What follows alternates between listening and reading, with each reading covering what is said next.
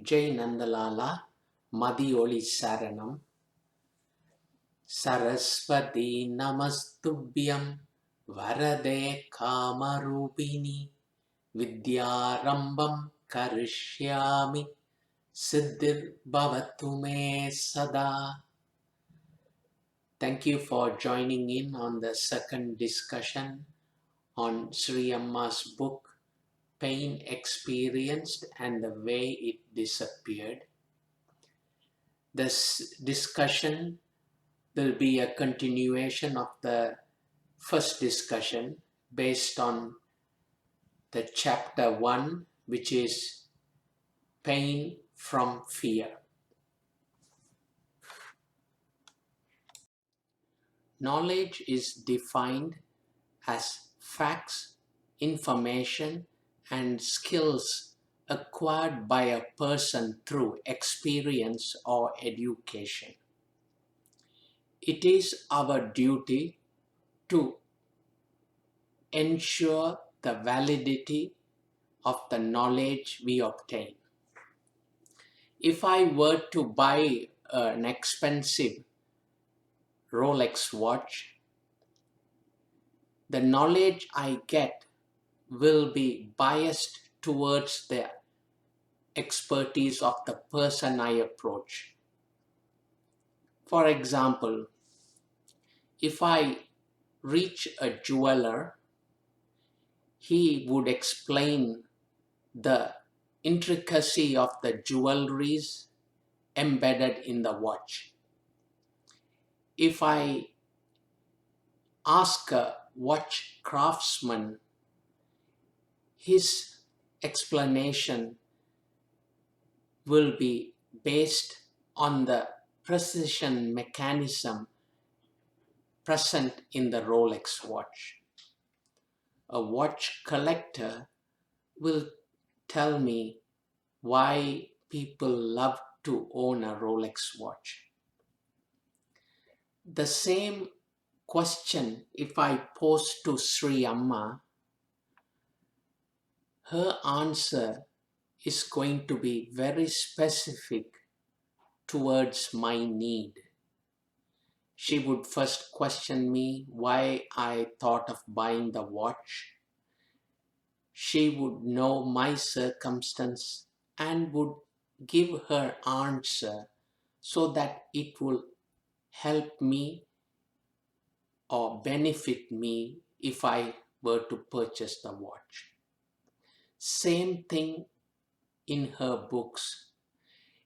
She writes her books to help us get better in our life. The book captures the knowledge at that given time. It is up to us to make this knowledge dynamic. Awareness is the state of being conscious of something. More specifically, is the ability to directly know and perceive, to feel, or to be cognizant of the events.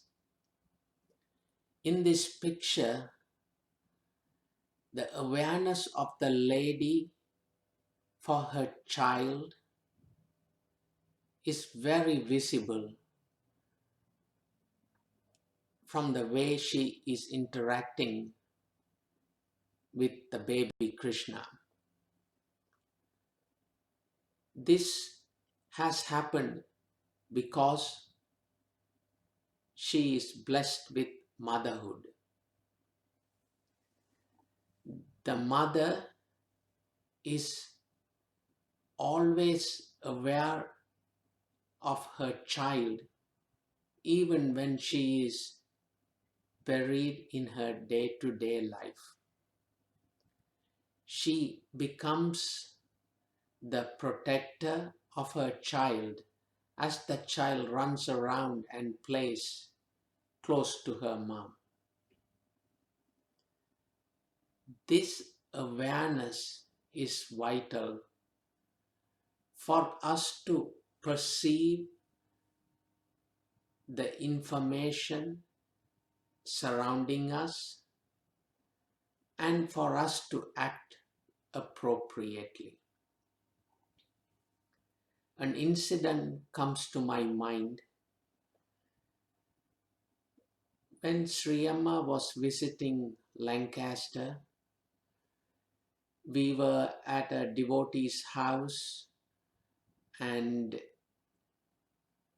we were helping the devotee in planning to build his new home. We visited the property and we were deeply engrossed in making sure that Vastu was correct for the new house. When we got home, Sri Amma invited us to sit down and have lunch with her. We sat with Sri Amma, but our mind was buried with the Vastu for the new house. So while eating, we were discussing about the Vastu concerns for the future house. We finished eating and then we washed our hands, and then while we were sitting with Sri Amma in the living room, she asked us a question. She wanted us to list all the dishes that was prepared for us for our lunch.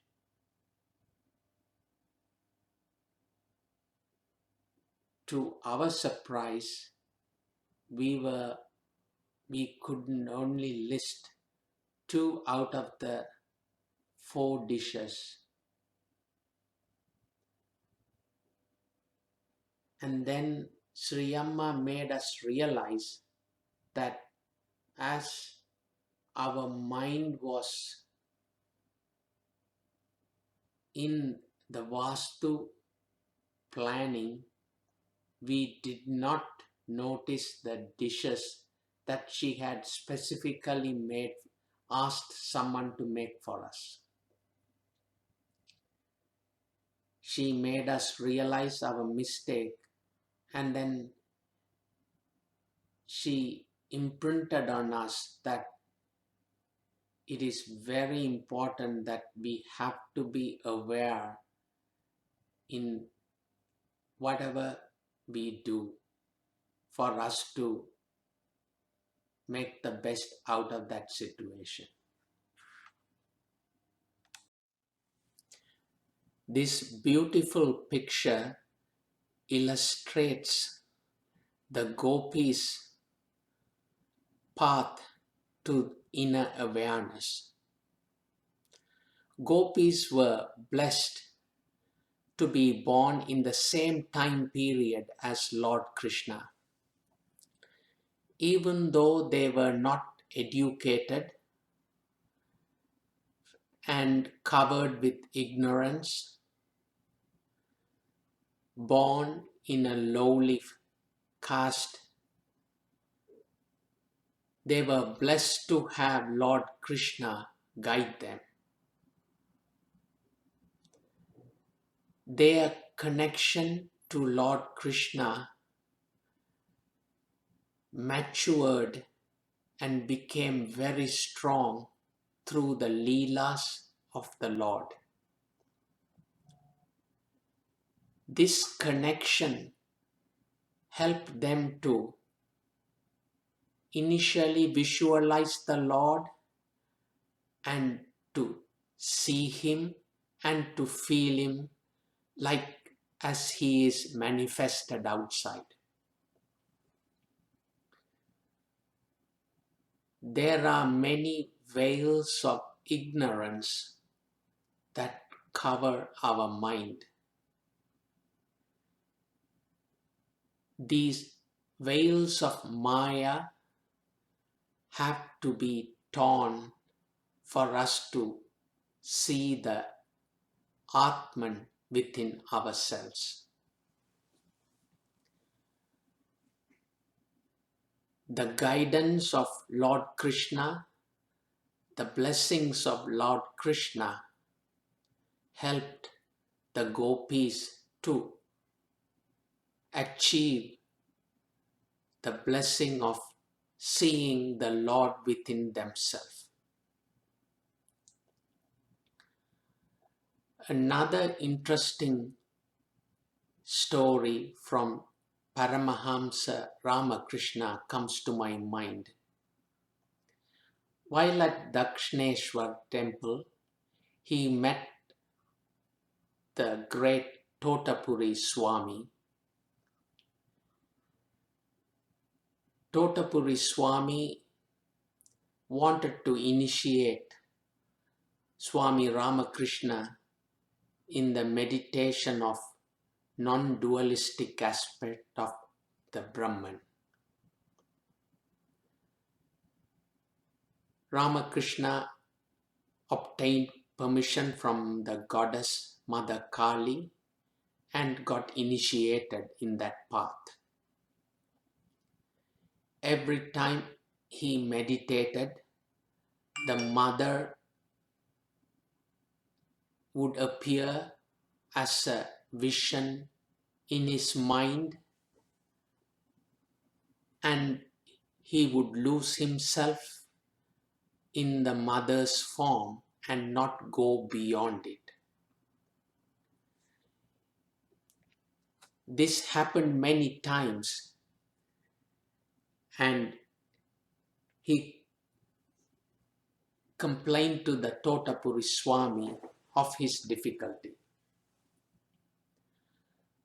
Totapuri Swami picked up a piece of glass lying by and pressed it sharply against Swami Ramakrishna's forehead till it hurt him.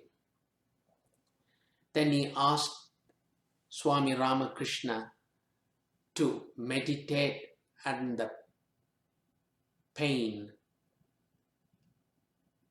and to use his knowledge as a sword and to go beyond. So when he meditated, the Devi immediately appeared. He used the Gnayna as a sword and cut the Devi's form, and he disappeared into the void of Nirvikalpa Samadhi. This story also illustrates a guru or a guide is necessary in the path, the spiritual path we take. With the guidance of Sri Amma through her books, we will be able to achieve our goals in our spiritual sadhana. A house rests on its foundation. The weight of the house is taken up by the foundation. In the future, if we were to do an extension, the extra weight will be taken up by the foundation. Foundation is a vital part of the house. In this book discussion also, some information given by Sri Amma is as important as the foundation.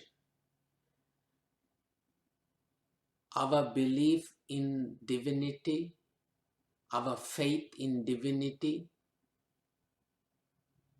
expansion of our mind with love, and our concern for others is as equally important like the foundation.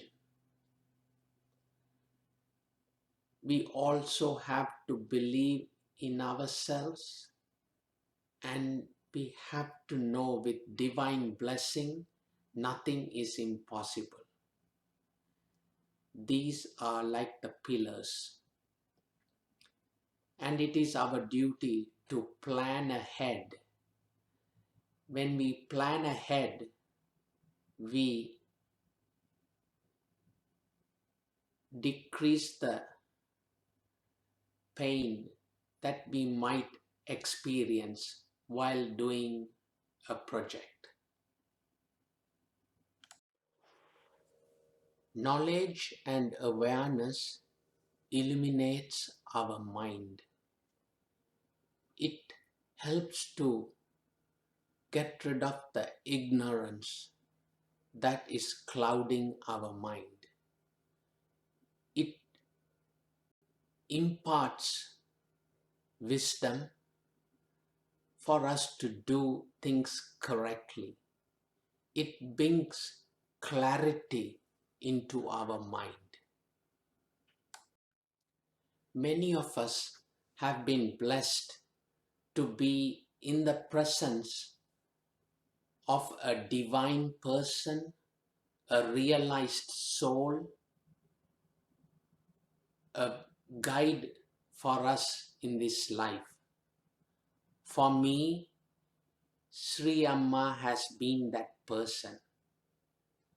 How she inspired me and others around me to achieve our goal, to correct our path, to progress in our path. It is, looking back, it is unbelievable. A guru is divinity in human form. It is blessing. It is a huge blessing that we had that great fortune in this life. We have to bring the outside experiences that we had with that realized person within us. These personal experiences should be recapped and should be used to strengthen the connection that we have with the realized person. For me, it is Sri Amma. I have to imagine that Sri Amma is within me,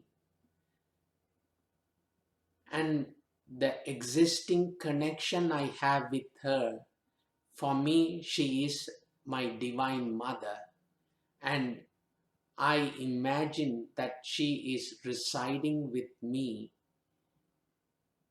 and I mentally learn to communicate with her as my divine mother.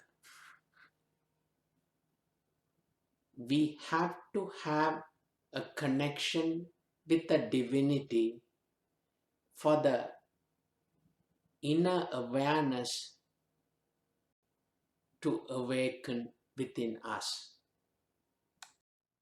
The story of Ekalaya from Mahabharata would be a good example. Even though Ekalaya could not take Dronacharya as his physical guru, he took him mentally as his guru and completely dedicated himself to Dronacharya.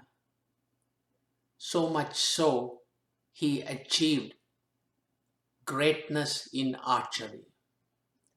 When Dronacharya saw this, he even got worried that Ekalaya might win Arjuna.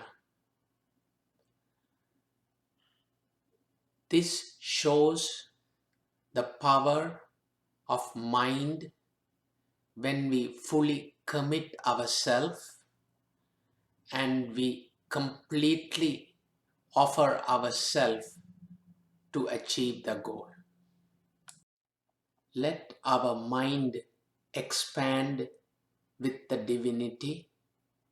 Let the divinity fill all the nooks and corners in our mind so that unwanted thoughts don't take root within our mind. If we can surrender totally to the divinity, every action of us will reflect the divinity.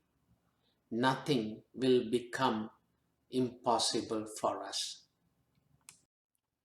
Enshrined and awakened divinity within us will give us freedom from fear.